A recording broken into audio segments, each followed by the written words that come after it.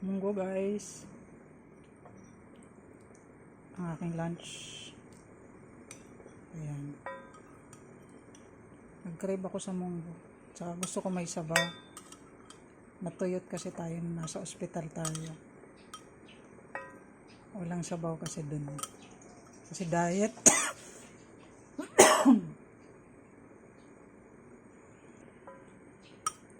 Kaya nagluto ako ngayon ng may sabaw, tumunggo nga,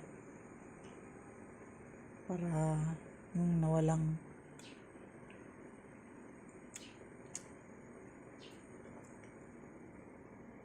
healthy. So, syempre yung paksiw na bangus, magkaulam yan dalawang yan. Yeah. Yung aking kanin, yung bango ng kanin na nabili ko.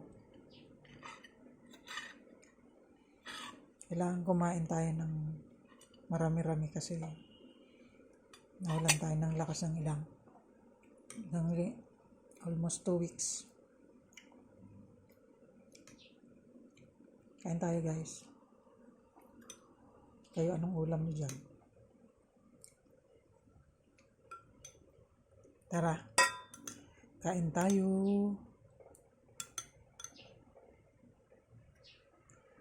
Lagyan ko siya ng konting ginili.